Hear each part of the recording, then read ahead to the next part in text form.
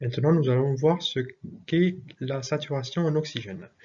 Alors déjà, ça se mesure en fait avec ce qu'on appelle un oxymètre de Poux ici, ou un saturomètre, ce qu'on appelle souvent un saturomètre.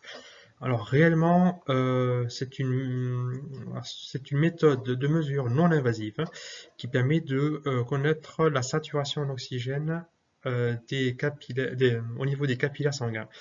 En fait, la saturation en oxygène, c'est le taux d'oxygène disponible dans le sang, sachant que l'oxygène est transporté par l'hémoglobine. En fait, c'est une protéine qui est à l'intérieur des globules rouges qui permet de capter l'oxygène. Donc en fait, l'oxymètre ou le saturomètre va nous permettre de connaître le taux d'oxygène. Donc par exemple, sur cette image, le taux en oxygène est 97%. Ça s'exprime en pourcentage. Ici, 86, c'est ce que je disais sur la partie pulsation. Donc, du coup, c'est les pulsations de la personne. Voilà. D'autres méthodes de mesure de la saturation en oxygène, ça va être la prise de sang en artérielle. Donc du coup, ici, toujours quelle difficulté avec ma caméra. Donc en fait, avec une aiguille un peu particulière, une seringue, on vient piquer directement au niveau de l'artère ici pour récupérer du sang artériel, donc plus riche en oxygène, et pouvoir avoir une mesure qui permette, enfin, plus fiable sur le coup, et qui sera le reflet de la mesure sur le moment de la prise de sang. Et bon, c'est une méthode aussi qui permet de déceler d'autres analyses, enfin, de faire d'autres analyses au niveau du sang. Pardon. Alors, le principe de l'oxymètre de Poux, c'est juste voilà, pour comprendre un petit peu comment ça fonctionne. Alors, l'hémoglobine, comme je disais tout à l'heure, c'est ce qui transporte l'oxygène dans les globules rouges. Euh, Ça se charge en oxygène au niveau des poumons. Donc, du coup, quand le sang circule dans le cœur, l'oreillette, alors que je ne me trompe pas, oreillette gauche, ventricule gauche, pouf, ça part dans la circulation, ça remonte oreillette droite, ventricule droit, pouf, ça va au niveau du poumon.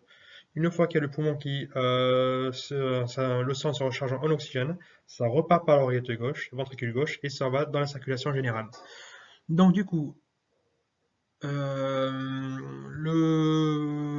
l'hémoglobine se charge en oxygène au niveau des poumons et se décharge au niveau des tissus. Par contre, il se recharge du coup en CO2, en dioxyde de carbone.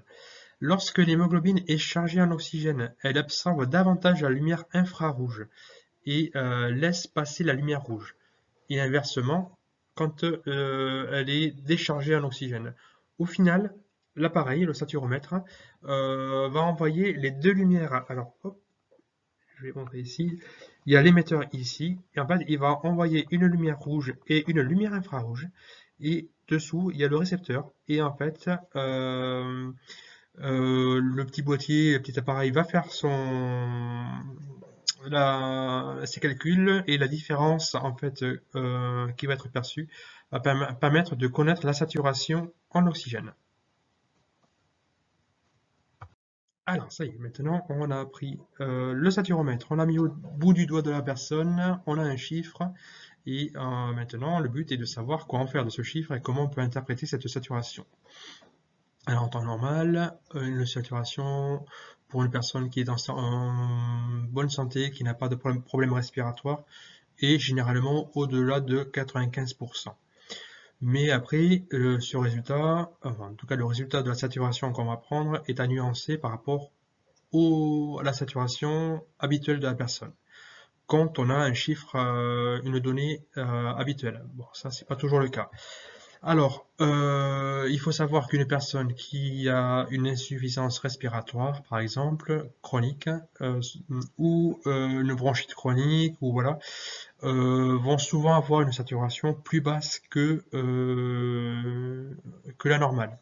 C'est-à-dire que bien souvent, c'est des gens qui peuvent avoir une saturation en dessous de 90%, 88 ou même moins, hein, voilà, et qui vont très très bien le supporter parce qu'en fait, leur corps s'est habitué petit à petit à avoir une saturation plus basse. Donc, c'est des gens qui vont avoir mener une vie quasiment normale, de temps en temps un petit peu essoufflée, mais bon, pas forcément plus que ça, et qui vont être très bien. Par contre, la majorité des personnes vont très mal supporter une saturation en dessous de 92%, par exemple, hein, voilà. Une tension qui sera du coup bien basse par rapport à ça, par rapport à eux, pardon. Du coup, en fait, réellement, la saturation, c'est un chiffre, mais le plus important, c'est de regarder la personne, comment elle va. C'est en fait les signes cliniques, son état général qui va nous indiquer si tout va bien ou pas, concrètement. Alors, il y aura certainement des signes d'inconfort. Si la personne dit, enfin, qu'il y a des plaintes orales, ça va pas bien, je me sens pas bien, je respire pas bien, je m'étouffe, voilà, ou un peu oppressé, ou je suis fatigué, enfin, dès que je fais un truc, je m'essouffle, voilà, ça va donner un signe important en fait de savoir si, ce sera plus important de savoir ça plutôt que de savoir la saturation presque. La saturation, le chiffre c'est bien parce que ça permet d'avoir un truc objectif et de pouvoir le tracer dans le dossier, d'avoir un chiffre, c'est bien d'avoir des chiffres. Mais après, c'est aussi, voilà, c'est cette plainte qui sera intéressante à avoir. Donc voilà, une personne un peu dyspnéique. Alors, des fois, la dyspnée, il faudra faire attention, c'est aussi pendant l'effort. En fait, les personnes qui vont s'étouffer un petit peu, une sensation d'étouffement pendant qu'ils vont marcher, pendant qu'ils vont faire la toilette, qu'ils vont faire un petit effort, même de moindre, qui vont être un petit peu étouffés, mais qui vont se mettre au repos, vont être très bien. Peut-être que du coup, au niveau oxygène, ils sont un peu justes. Donc du coup, voilà, ça pourrait être intéressant de le savoir. En tout cas, d'être vigilant à ce niveau. Il y a des choses qui peuvent gêner la prise de saturation. Alors, il faut faire attention aux personnes qui ont des colorants sur les ongles, les vernis, il y a des vernis pour lesquels ça fonctionne bien, d'autres, enfin, on peut prendre une saturation, d'autres où on n'aura jamais une bonne saturation, ou voilà, donc du coup des chiffres aberrants, ou pas du tout de chiffres. Du coup, ça sera certainement lié à ça. Euh, il peut y avoir une anomalie ou une absence de détection au niveau de l'appareil, soit parce que la personne a un pouls faible ou un pouls irrégulier, la machine ne va pas réussir à le prendre, enfin le saturomètre. Donc du coup, ça pourra y jouer. Quand on prend une tension, alors on prend pas la tension, on prend pas la saturation du côté où on prend la tension, parce que du coup, le but de la tension, alors, hop, ça va être de comprimer l'artère ici, pour pouvoir avoir le chiffre de la tension. Donc du coup, quand on comprime l'artère, au final, au bout du bras, hop, mais la circulation se fait beaucoup moins bien. Et donc, ben, le chiffre soit sera pas bon, ou ça marchera pas. Donc du coup, il faudra faire attention. Mauvais positionnement du capteur, bon, mais des fois, bon, on se rend pas compte, mais on est vraiment sur le bout du doigt, ça capte pas bien. Ou donc ça revient un petit peu à ce que je disais, quand on est personne qui a une circulation un peu moins forte, ça peut être aussi parce que, enfin, quand on a froid, quand on est en hypothermie, mais du coup la circulation, hop, au niveau des extrémités se fait pas ou se fait beaucoup moins bien, ça captera pas. Quand on a des frissons, ben c'est pareil, ça peut mal capter. En hypotension, pareil, le corps en fait va centraliser le sang au niveau du thorax, abdomen et de la tête en fait, voilà. Donc du coup, les extrémités vont être plus froides. En tout cas, il y aura moins de sang au niveau des extrémités et on pourra moins capter la saturation. Alors comme je disais, la prise de saturation est difficile quand on a les mains un peu froides ou quand la circulation est moins efficace. Donc ce qu'on peut faire, c'est déjà, dans un premier temps, chauffer. Hop, voilà, quand on veut prendre la saturation à ce doigt-là, d'activer un petit peu la circulation en frottant un petit peu le doigt. Ça peut fonctionner. On chauffe quelques secondes et du coup, ben, le doigt, la circulation se fait un peu mieux. Le doigt est un petit peu plus rouge. Donc du coup, on voit que la circulation a été un peu plus efficace. Ça peut aider à prendre la saturation. Ça peut aider aussi à passer les mains sous l'eau chaude à ce niveau. Par contre, ne pas hésiter à changer de doigt, hein, quand l'avantage c'est qu'on en a 10, hein, donc, donc ça peut être aidant de changer le doigt si on n'arrive pas à prendre la saturation et ne pas se cantonner à une prise de saturation qui n'est pas adaptée. Des fois, on va avoir une saturation à 75, t'as la personne qui est en pleine forme, C'est pas aberrant, c'est assez aberrant, donc du coup, faut pas hésiter à changer de doigt à ce moment-là.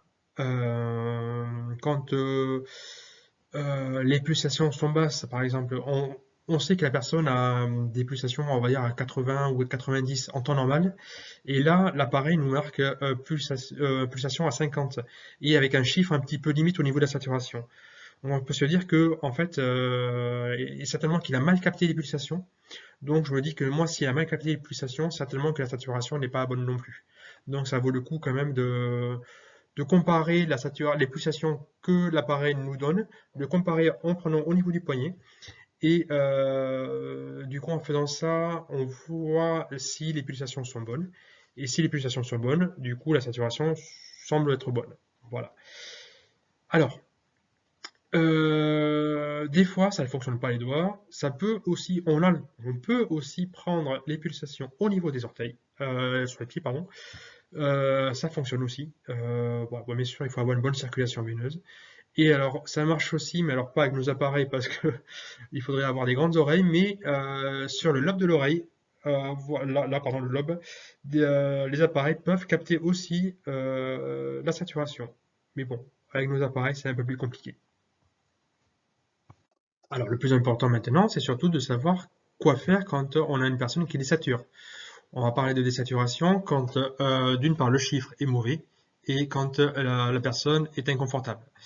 Donc dyspnée, quand elle respire mal, elle respire vite, fort, elle se sent gênée, elle est en souffrance au niveau respiratoire.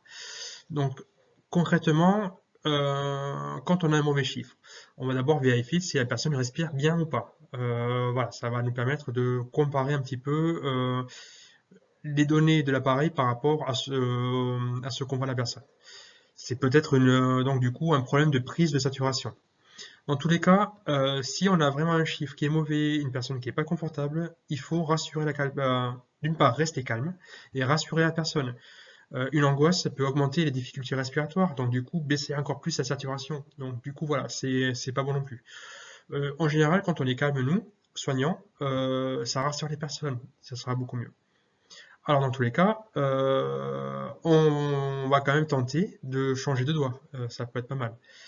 On va vérifier que la personne soit bien installée. Alors si c'est une personne qui est alitée, on va bien la remonter dans le lit. Alors je ne parle pas que de lever que le dossier, mais c'est-à-dire bien rehausser la personne dans le lit pour éviter qu'elle soit pliée en deux au niveau du thorax et donc du coup avoir une respiration un peu plus compliquée.